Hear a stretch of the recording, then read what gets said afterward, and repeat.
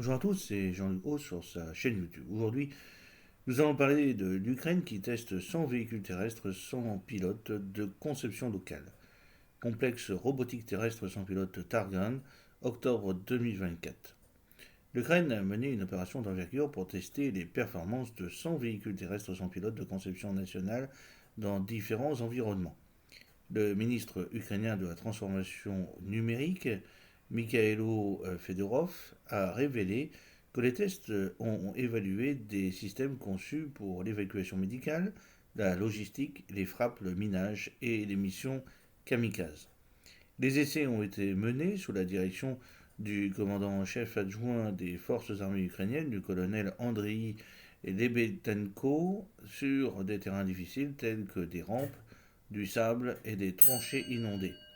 L'opération a également permis de tester la stabilité des communications dans des scénarios de guerre électronique. La démonstration en conditions proches du combat est une étape obligatoire du cycle de développement, a expliqué M. Fedorov, ajoutant que les tests permettent d'identifier et de résoudre les problèmes potentiels avant le déploiement des systèmes de combat.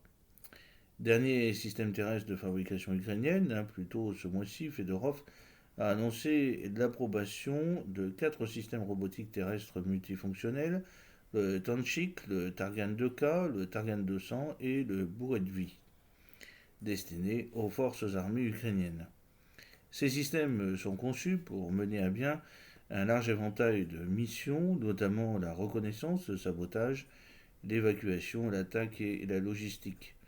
Les essais de ces systèmes se déroulent dans le cadre de l'initiative d'innovation en matière de défense Brazwan de Kiev, lancée en 2023 pour soutenir les fabricants nationaux.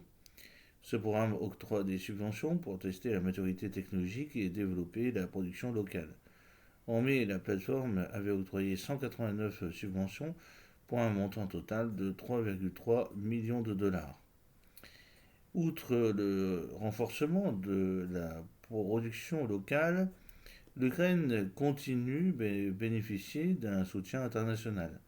L'aide allemande à l'Ukraine a récemment annoncé le financement de 30 plateformes terrestres sans pilote Gyrodon RCS fabriquées par ARX Robotics. La livraison est prévue d'ici la fin de l'année. Par ailleurs, ARX Robotics prévoit d'établir un centre de technologie et de maintenance en Ukraine début 2026.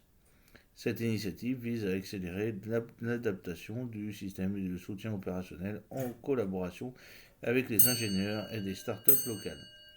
J'espère que cette petite vidéo vous a plu. N'oubliez pas de cliquer sur le pouce pour la promouvoir, de vous abonner si ce n'est pas encore fait, de partager cette vidéo sur vos réseaux sociaux. A très bientôt, fidèlement, Jean-Luc Gros.